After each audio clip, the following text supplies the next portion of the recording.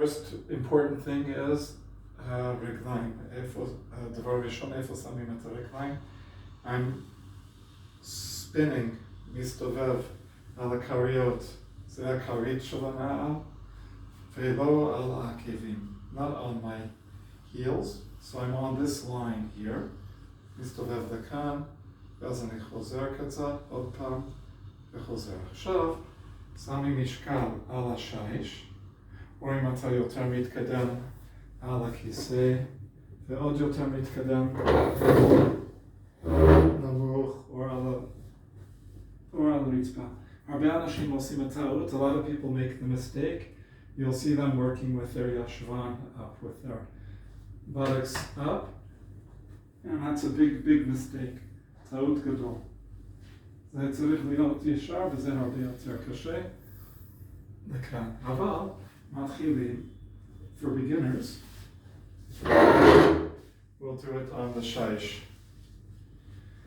The hands are together, הידיים צמודות, הרגליים מספיק שזה לא נכנס לזה. ככה, כן, ולכיוון השני. על הפס הזה, ידיים צמודות, כל המשקל על יד שמאל, יד ימין ככה. And not to do it the wrong way, אני אלחץ קודם את זה, לא.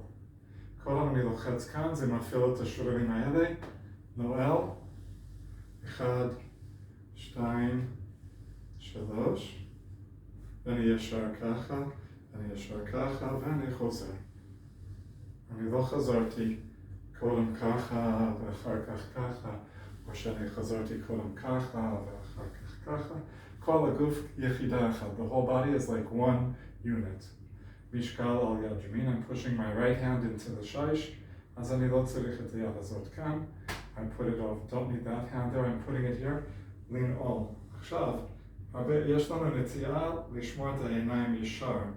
ככה, אבל הגוף צריך להיות ישר ככה.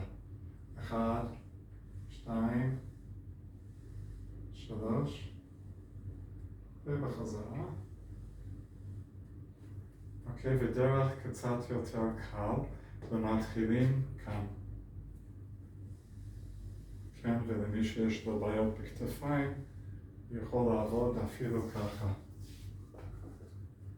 אגרוף מעל מרפק, אגרוף מתחת למרפק, כל המשקל על צד ימין, נועל, מסתובב. זה נעול, זה דבוק. My arm is glued to the wall, קצת רחוק יותר, כן, מסתובב, כל הגוף. אני לא מסתכל לשם, I'm not looking over there and there. As I move my nose, I move my toes.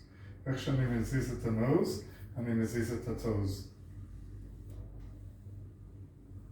וכמובן לצד השני.